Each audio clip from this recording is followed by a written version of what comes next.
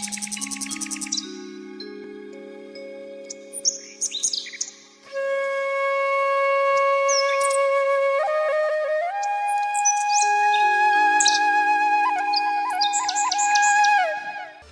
Manthara मंदमती cherry के कई केरी अजस पेटारी ताही करी गई गिरामती फेरी।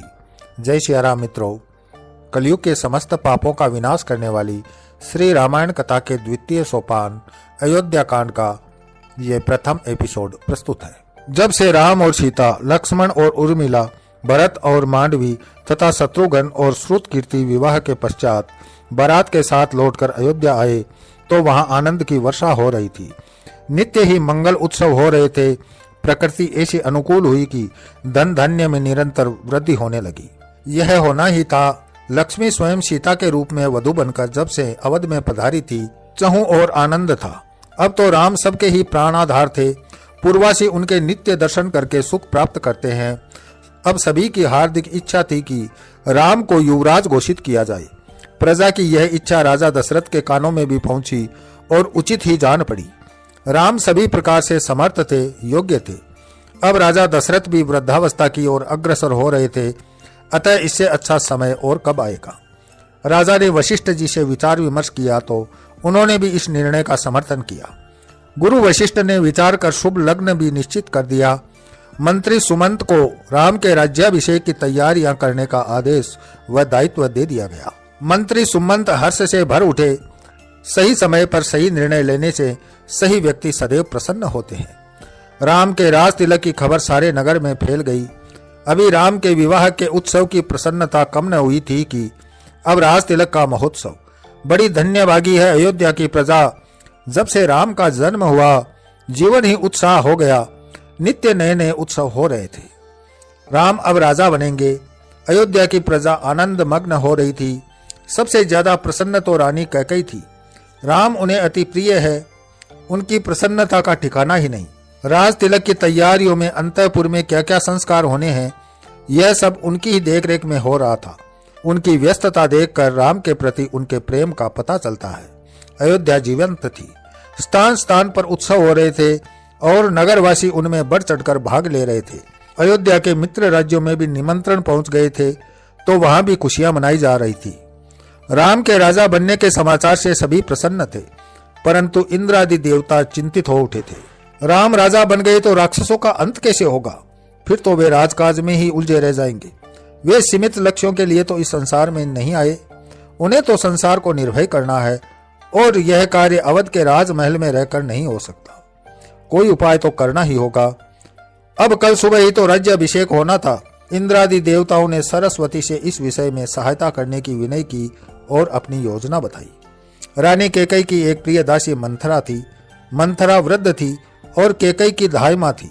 कैकेयी की माता का स्वर्गवास उनके बचपन में ही हो गया था और मंथरा ने ही मां बनकर उनका पालन पोषण किया था। उन दोनों में इतनी प्रीति हो गई थी कि जब कैकेयी का विवाह हुआ तो वह मंथरा को अपने साथ ही अयोध्या ले आई थी।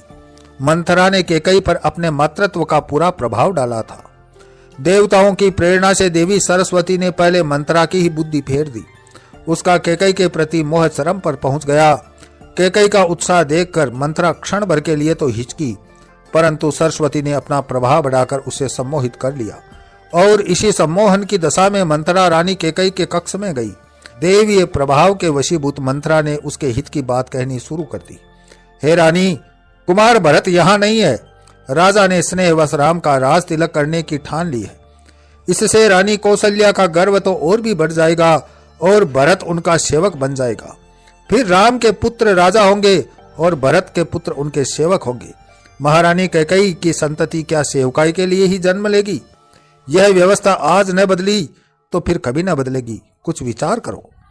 मेरी समझ में तेरी कोई बात नहीं आ रही है। जाने क्या चल रहा है तेरी बुद्धि में। मुझे बहुत से काम है, जो कहना है साफ साफ कहे। रानी, कुछ ऐसा कार्य करो कि राम के स्थान पर तुम्हारे प्रिय भरत का राज्याभिषेक हो जाए। रानी कैकेयी भन्ना गई। उन्होंने क्रोध भरी नजरों से मंथरा को घूरा। कपटिन, ऐसी कुबुद्धि कहां से लाई है? ऐसा अनर्थकारी सोचा भी कैसे? कैकेयी ने उसे धमकाया। पुनः ऐसा विचार भी जिह्वा पर लाई तो प्राण ही ले लूंगी। धायमा है, मां बनने का प्रयास न करो। देवता केकई की बात सुनकर निराश हो गए। काम बिगड़ रहा था, अतः सरस्वती जी से विनय की कि केकई की मति भी फेर दो, तब काम सफल होगा। जगत कल्याण के लिए सरस्वती जी ने अपनी माया केकई पर भी चला दी। माया के प्रभाव में बाहर जाने को आतुर रानी केकई मंथरा की ओर मुड़ी। और यदि क्षण भर के लिए मैं तेरी बात मान भी लेती हूं तो ऐसा कैसे हो सकता है? मंथरा के नेत्रों में कुटिलता की चमक उभरी।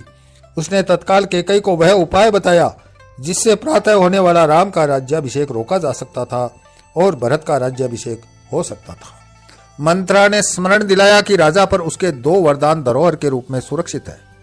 केकई इस समय वे वरदान मांगकर अपना कार्य सिद्ध कर सकती है।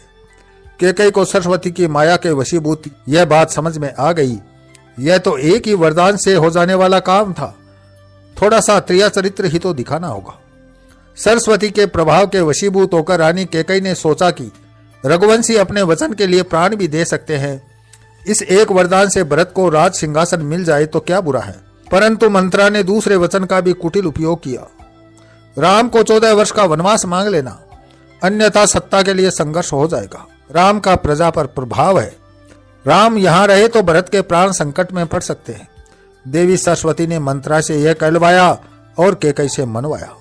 ऐसा किए बिना देवलोक और पृथ्वीलोक का कल्याण नहीं होता था। माया के वशीभूत रानी केकई ने अपना श्रृंगार उतार फेंका और दोनों वरदानों की प्राप्ति हेतु दीनहीन बनकर कोप भवन में जा लेटी। इसी के साथ मैं अपनी वाणी को विराम देता हूं। अगले वीडियो में फिर मिलते हैं, तब तक के लिए जय सिया राम।